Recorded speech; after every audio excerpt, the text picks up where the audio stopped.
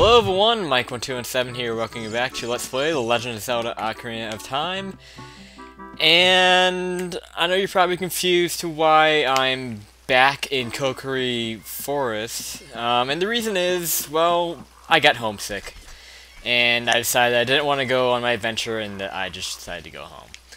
No, the real reason is, one unfortunate thing about this game is that whenever you save and quit, when you turn back on the game, you're always going to start from Link's house in Kakariko Forest. Unless you save and quit in a dungeon, then you'll start at the beginning of the dungeon. But otherwise, you're always going to start in Link's house, which is kind of a bummer. But in this case, it's actually good for me because, well, it's right next to where I need to go next. This isn't at all implied by the game. In fact, hold on, let me check this, what Navi has to say here. Okay, I think this is really your only clue that you get, is Navi will tell you what would Saria say if we were told we were going to Hyrule. I worded that completely wrong, but you read the text, you know what she said. That's really the only clue that tells us that we're supposed to come here. And not necessarily to the Lost Woods, but the clue that we're maybe supposed to talk to Saria. And yes, we are supposed to talk to Saria, actually. Even though we just left her behind, and I need to hit this in the center, there we go. Hit this 3 times in the center, you will make the Steaky Scrub come out, and he will give us a very easy to get upgrade. I thought I might as well get that. It will be... I still need to learn. I don't know how to skip through text. I know there's a way to do it much faster, but whatever. So the upgrade we get here is an upgraded seed satchel, or seed bullet bag. I don't know why I called it a satchel, that's the first time it came to my mind. Holds up to 40 slingshot bullets. I don't know what the original number was, maybe it was just 30, so it wasn't that big of an upgrade. But regardless, you might as well get it, and we're gonna get interrupted. I always know right there that we're gonna get interrupted. But anyway, and the owl, by the way, is going to actually explain how you get through the Lost Woods, but I'm going to explain it myself pretty soon. Do not want to hear that again. I think I could press B there. I'm not sure if B constitutes as saying no. I've been playing a lot of Pokemon lately, and that's been really getting me, is I like mash the B button for some reason to get through text, and then whenever you get like a yes or no answer type of thing in Pokemon, whenever you hit B, it constitutes as no. I don't know if that qualifies in this game, I'm pretty sure it doesn't. But anyway, in the Lost Woods, what the owl actually did explain there is that in order to know which way to go, you have to listen for the music. The louder the music is, like, along which path, and then that's how you know which way to go. You also notice that when you look at the paths, you can't really see it here, but like, you see this one, it's kind of hard to see it. But you can see like a little bit of a whiteness at the end of the tunnel, and that kind of shows that that's the wrong way. It's like when it's really like black is when you can tell it's the right way. I pretty much have this memorized, but I can't really say it with confidence. Like right there, I tried to go right, and that wasn't the right way. This is the right way. But anyway, yeah, the game, like, it doesn't really tell you that you're supposed to do this, you're supposed to go talk to Saria. We're gonna get to a point eventually where we're gonna get stuck, and yes, I'm not paying attention at all to where I'm supposed to be going. Like, I've completely lost track of where I was, but we made it through. This is how you know you made it through, when you get to the Sacred Forest Meadow. And, before I get back on that discussion, I just want to point out that it's really early in the game right now.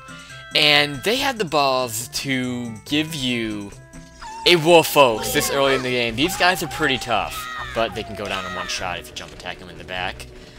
These guys, I believe they do a full heart of damage, and these are by far the most tough enemies you'll be fighting so early in the game. But if you jump attack them in the back like that, they go down in one shot. So they can be a joke, but I really do like the Wolfos because, I mean, well, they can be a joke if you kill them in one shot like I just did.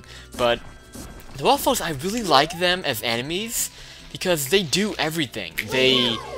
They attack, they defend, and they evade. And not very many enemies do that. And I really want to get into a big discussion about, like, enemy AI and just, like, fighting back. They, like, in Oh shit, I'm not paying attention. Here, by the way, these guys, yes, you do have to kill them with your sword instead of just talk to them to make them go away. And the way I like to go through this maze with these naked scrubs, I like to hold down the targeting button and then I hold out my shield and just run forward. That way I don't have to worry about getting hit by the nuts. I have to go through here. But anyway, yeah, I noticed that in Twilight Princess especially, and I might have brought it up a lot throughout the playthrough, I'm sure I did, that the enemies in Twilight Princess, I'll single them out mostly, is that they do not fight back at all. And it's just a far cry from this game where they actually do fight back and they do defend themselves, and they did better with that with Skyward Sword, definitely. And that's something that future Zelda games need to do, is have enemies that actually fight back and have good AI. They don't fight back very good in Twilight Princess. And in Wind Waker, you know, they kind of fight back, but it's very easy to stun them. And same goes for Twilight Princess. It's really easy to stun enemies in Twilight Princess, which is also a problem. Whereas,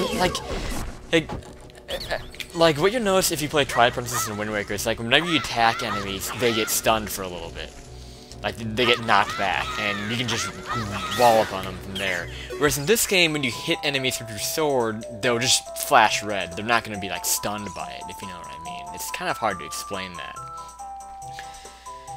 But, I can go into that a little bit more later. I keep getting distracted by little things here and there in the game. So here's where Saria is. I'm sure if you talk to enough kids in Kakariko Forest, they'll tell you to go to the Lost Woods to find her. That's probably, you know, like, she won't be at her house. So, I'm sure someone in Kakariko Forest will tell you this. Again, this is something that the game doesn't point out to you to go to, like, right away. It tells you to go to Kakariko Village and Death Mountain.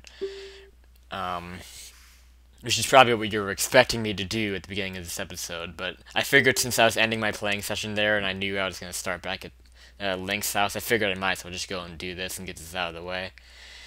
But yeah, if we would have moved on to Death Mountain and to eventually try to access the second dungeon, we wouldn't be able to do it.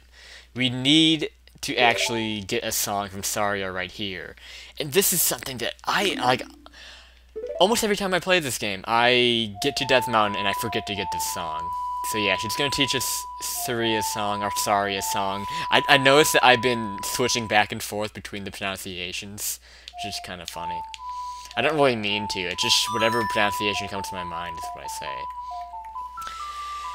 So yeah, this is required to get to the second dungeon, and I always forget to get this. I always get to the point where you need it, and then realize, shit, I need Saria's song, and then I have to backtrack all the way over here, and it's so annoying. I can't remember, like, my first playthrough with finding the song. I doubt that I got it right away. In fact, I might have even had somebody tell me to do this. It really isn't something you would think to do, to go back and get this, because, you know, like, what you would normally do if you're playing this for the first time is you would just go straight to Death Mountain and take care of that stuff, and then you'll get stuck at some point, and, yeah, I just don't know how you're really supposed to know to get here, but I'm sure there are clues that clue you into it. Down here, by the way, I'll just point out, this could be important later on if I start really failing at the game. That is a fairy fountain down there. Again, I don't plan on using fairies in this playthrough unless I'm in a hopeless situation, and hopefully that won't happen. Hopefully the hopeless situation will not happen. Anyway, I've been on all sorts of different subjects. I guess I can get back to enemy AI because, oh god, seriously, again? I forgot he came back when he came out. What he says here, I have read the text of the owl recently, watching other playthroughs of this game, and what he says here is basically, your Ocarina tunes do magical things. That's basically it. I do not want to hear what you have to say again. But anyway, I do not plan on cutting footage when we make our way back to Kakariko Village, because we haven't really, like, you know, shown getting there. I mean, I know everyone's played this game and you know how to get there, but I do kind of want to get into a discussion about combat, because I was just talking about it and I do want to talk about it more. And, yeah, I think they really need to work on combat in the next 3D Zelda. I'm hoping the next 3D Zelda is not motion controlled. That's something that Skyward Sword kind of banked on. It had the advantage of, is it did have the motion controls to enhance combat. And I'm not going to go on a big motion control rant because I did that a lot in Skyward Sword. I'm just going to say that motion controls they should be a one and done deal with Zelda. It worked well enough in Skyward Sword that you don't have to do it again. But anyway, I just think combat really needs to be improved upon again in Zelda games because it's a little bit too easy in 3D Zelda. It really is. And I think a lot of that comes from the targeting system. And I'll be pointing this out when we take on stronger enemies. Is when you let's see actually if I can really, I can't really demonstrate with these guys. But this game seems to be programmed in such a way, and other 3D Zeldas kind of follow this, is when you're targeting onto an enemy and you have multiple enemies around you, the other enemies don't really seem to come after you as much. And by the way, a little tip here, when you're out in the field at night with those stall shouts coming out, is you can avoid them appearing by walking on the trails right here. And that's actually kind of like a reference to Zelda 2, actually, because in that game, you had like those encounters with the enemies, and it's kind of like an RPG style, and the enemies will only appear if you're off the trail. Like you can avoid, encounters with enemies when you're on the trails. So that's pretty cool. But anyway, like, in fact, like what I'm doing, like what I was doing right there, I was attacking them without targeting, and it almost makes me wonder if targeting needs to be dumbed down. Like, I don't think it needs to go away completely, but I think it needs to be dumbed down a little bit, where, like, because the thing is, whenever you target onto an enemy, you get like a close-up, behind Link, and I feel like the enemies are designed to not attack you from behind, and that's a big deal, really, if you really think about it. And if you compare it with the 2D Zeldas, because in 2D Zeldas, anything goes with enemies. They can attack you from all sorts of directions, and they can be as aggressive as they need to be. And, by the way, what I'm going to do here is I'm going to get all the chickens and get the empty bottle. Anyone who's played this game knows what I'm doing, so I'm going to go ahead and do that now while I'm talking. But I'm pretty much done with this discussion. But I want to continue on with it, and just say, like, I think the targeting system is actually part of the problem of why combat in 3D Zelda isn't as difficult and isn't as, like, much of a challenge as it is. I mean, it can be fun, but it's not as, like, challenging as it is in 2D Zelda, because, like I was saying, like, the enemies have free reign to come from any direction. And they can't really do that in 3D Zelda because of the lock-on system, and it'd be kind of cheap when you're locked onto an enemy for other enemies to come on and attack you from behind. Again, we will see that in this game in certain like mini-boss battles, and actually in the next dungeon, the mini-boss is a great example of this. Is where you're focused on one enemy, the other enemies in the room will kind of lay off, and that's a little problem I think the targeting system has, because I think they should be fighting you both at once. You should be fighting multiple enemies at once. And like the point I'm trying to make here is that in 3D Zelda games, numbers don't really matter when it comes to enemies. Like even in Skyward Sword, at the very end of the game, you know how you have that big horde of bokoblins and shit that comes after you there? It doesn't seem like the numbers really matter there, because I think they're designed to not like surround you. Like I noticed when I was watching my video back of me playing that, I noticed that enemies seem to be designed not to attack you from behind. And that's kind of the big point that I'm bringing up here, is that enemies in 3D Zelda are just designed not to take you on from behind. So what I'm thinking what they should do in the next game is it should keep the targeting system, but not have the camera shift behind you like that whenever you target onto an enemy. It should remain how it is, and it shouldn't, like, center behind you. And, it just shouldn't, like, combat shouldn't rely as much on targeting as it does in the 3D Zelda. That's really what I'm saying. Like, I guess that's really odd to say, is that targeting shouldn't play as much of a factor in combat as it does in the other games. And that's really it. So we're just about done here. This probably will be the last thing I do in this episode. Definitely will be the last thing I do in this episode. As you can see with this side quest here, I guess you can call it a side quest. You have to use the chickens to your advantage to actually reach other chickens, so you were able to see that on screen, so I really don't need to explain it, but yeah, you do have to be pretty strategic with how you go about doing this. I believe I've already said it, we are going to get an empty bottle here. I'm going to try to get all the empty bottles in the game, so that's that. We'll be getting a couple of them rather quickly in the game. We can get a second one right now that I know of that involves a very similar type of thing with the picking up chickens. So, don't know if I'm gonna really mess with that now. I'm gonna mostly just do stuff in Kakariko, and I'm also gonna visit the graveyard. That's actually what I'm gonna do next time, is visit the graveyard. So, there we go. I think this should be the last one. So, let's see. Hope it is. Yep, that's all of them. Actually, that sound, it doesn't really mean that you're done, it just means that you brought one back. Oh, there is one more, okay, so... Yeah, whenever you hear that sound, then it just means you've brought at least one back. I think I know where the last one is, it's right up here.